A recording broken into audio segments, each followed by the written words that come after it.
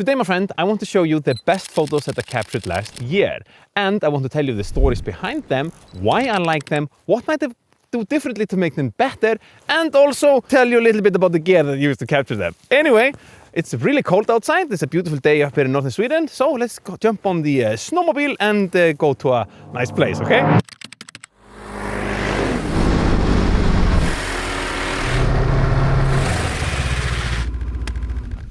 All right, so it is actually pretty cold outside today. The car said this morning minus 29 degrees Celsius, which is cold, but I guess it's a little bit warmer now. At least the sun outside is probably around minus 20 or something. Colder than a freezer. Anyways, let me show you the photos and let's go through them one by one. Now this is in no particular order, and yeah, I can't use my gloves with the screen, so let's see how long I can be exposed like this. Let's start with this one right here. This is just a simple top-down shot. It is actually in the forest just here, and very, very simple. I found this little place and just spread myself out like this and took a shot. And I really, really like it. We had a snowstorm and it's always cold up here where I live. Now another photo from last winter too is this photo right here. Now, I like minimal photography a lot. It doesn't mean that I always shoot minimal, but in my opinion, focusing on minimalism every now and then, it's a really helpful thing to do in order to truly understand how to isolate a subject. Because minimalism, it's about taking one thing and removing all of the other distractions. And this photo right here is like really minimal. It's actually this shed right here, shot on a 70mm lens up there. And it was snowstorm, kind of. It was like this weird winter fog. And then I just blew out the sky more or like the background more in Lightroom. Super cool, and I like it. And what I wanted to say too with minimalism is I think that this then transfers into all of the other aspects of my photography as well. Now, then this photo is also a top-down shot that I like a lot. This is also the road up here close to where I live. I took the Jeep.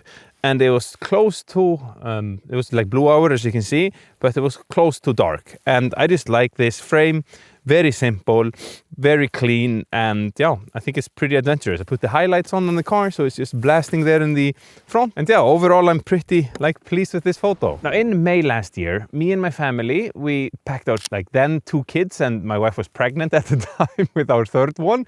And we drove down to Norway and stayed 2 weeks in our Jeep and living in a rooftop tent. Now it was May, so it was pretty cold at times. So it was a little bit gnarly, but I had a fantastic time. It's always when I do these trips, and it's just so fun, the memories and all that. And also a fantastic opportunity to take photos, especially if you're like me and have small kids and you don't have a ton of time, and taking them out camping and doing these simple trips, or this was not simple, but you can do them. I often do it 1 or 2 days, but this was 2 weeks.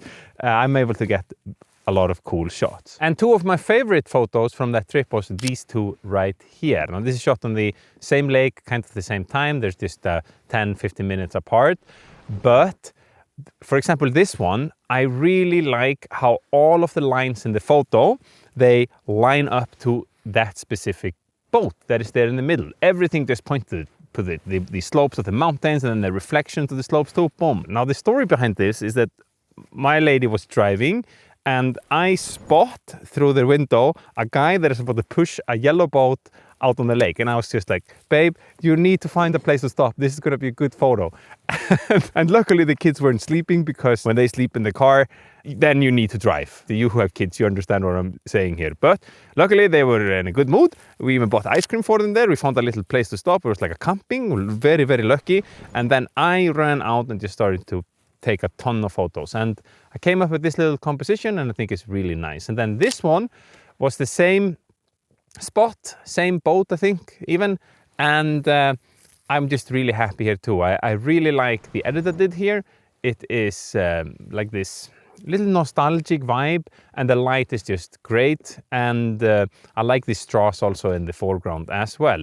And there were actually 2 boats. I know, a little cheeky, I removed one. I just thought it was a little bit cleaner that way. Now, pretty much all of the photos that I'm going to show you here are landscape photos, but one photo that I liked a ton was while I was in Tokyo last February, and then I shot this photo right here. This was shot on the Sony A7 IV. All of the photos are shot on the Sony A7 IV. and it was the Sigma 85mm 1.4. I just like this. This is so cyberpunk. I love the edit, and you might be wondering, but what filter are you using to get that cool light? This is actually no filter at all. My buddy Mats Petter Iversen, he has a YouTube channel as well. He was wearing this coat or this jacket with this fluffy thing around it. You know what I'm saying? On the hood. And I just went very close to it, and the hair kind of bent the light in this really cool way, and it just turned out so cool. And I post this photo from time to time on my social media accounts, and I always get the question, what filter are you using? Now you know, no filter. I just got a little bit creative where I was leaning the camera, getting super close, so it was just to the lens, and boom, it made this incredibly creative and cool shot here. Now another photo that's also from May that I like a ton is this one right here.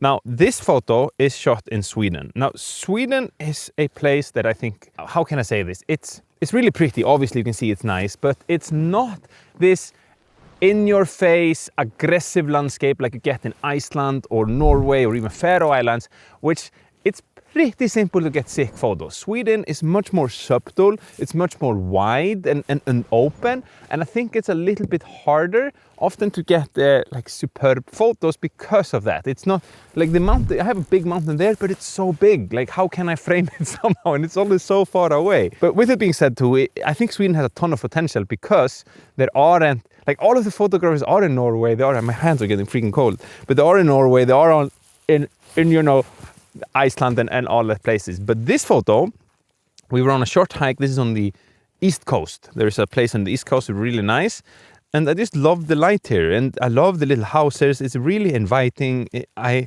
just think this is super cool. I obviously went really low and got this little foreground thing in the front there, which also helps me add more depth to the images. And I have a foreground, we have the middle ground, and we have the background as well, which gives a nice depth to the image. And lights, colors, the edit, I'm really happy with this one. By the way, if you're a total beginner or a beginner photographer and you're taking your first step into this just amazing thing that we all love, taking photos, then I'm working on something specifically for you. You see, for the last 2 months, I've been creating a really simple step-by-step course that I call 14-Day Photographer.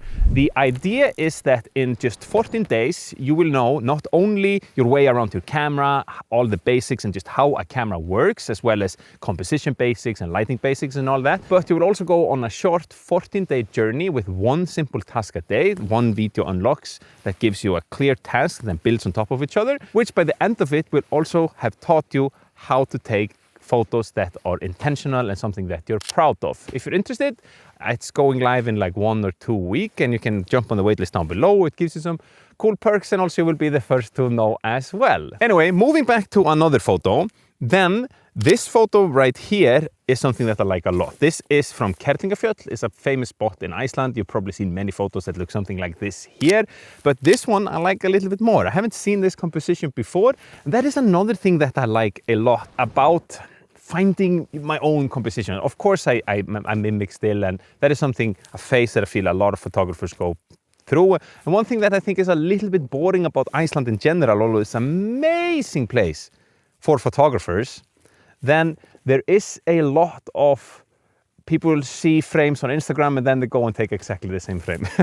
Guilty, done that multiple times, probably still do that too. But this frame, it's kind of the same. I shouldn't be on a high horse here, but I really like how much is punched in. This was shot on a Tamron 28 to 200 millimeter.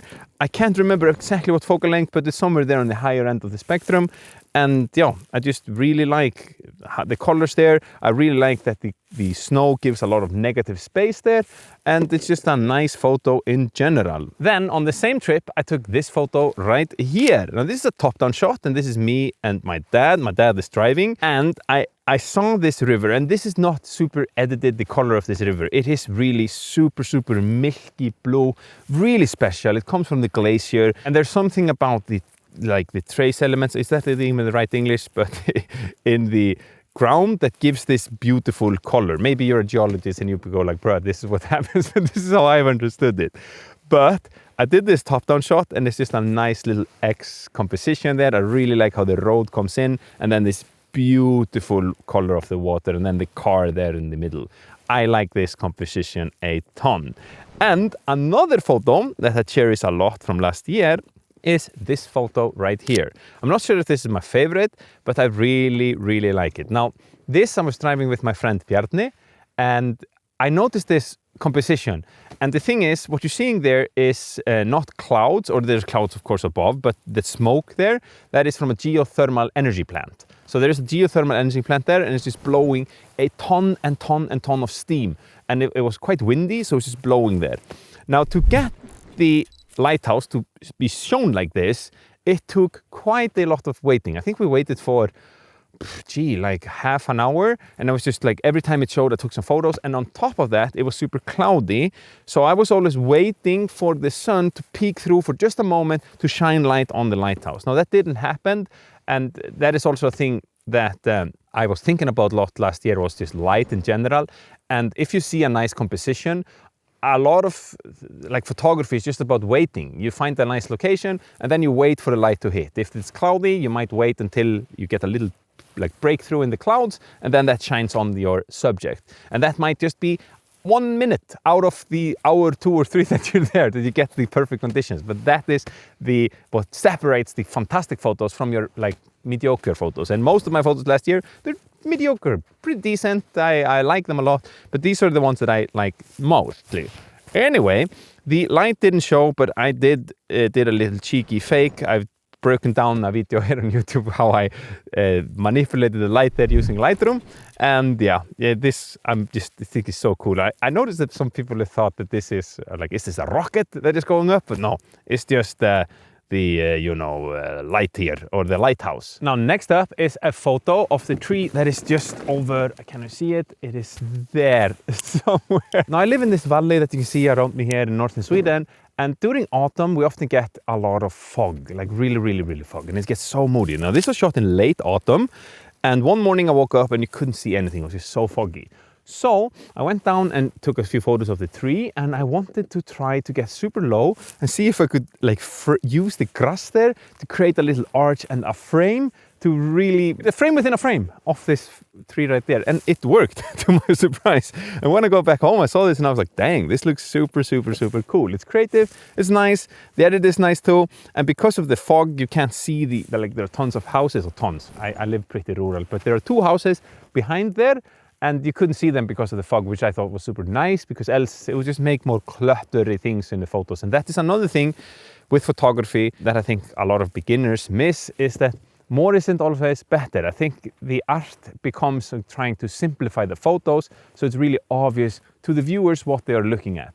And when there are a lot of things competing for attention, it's no good. Then another frame that I like a lot is this one right here. Now, as you can see, I have a lot of these top-down shots. I think top-down shots, and my hands are getting cold again, where is here? I think top-down shots get a lot of bad rap because they're pretty basic when it comes to drone photography, but that doesn't mean that they suck, and if you can do them well, I think they're really nice. Now, this is in the forest, just across the border in Norway. I live close to the borders here in Norway, and it's just a nice forest, and I was on the Jeep, nothing really special about it, but I think the edit was pretty cool, and it's just a simple and a nice frame that I'll probably do a few times this year as well. If you're wondering what gear I've been using for all of these photos, then if it's a drone, then I just use a simple DJI Air 3, not even the S, which is a pretty decent drone. And the camera that I mostly use is the Sony A7 Mark IV, which is right here. But what about the lenses, my friend? Well, I have a lot of different lenses. The one that I mostly use is the Sony 24-70, Sigma 16-28mm, Sony 70-200, and then I recently, or last year, I bought the Tamron 28-200mm, which a lens that sits on my camera a lot. However, my friend, I did recently buy a brand new lens that has become maybe my all-time favorite lens. If you want to know what lens it is, then take a look at this video next.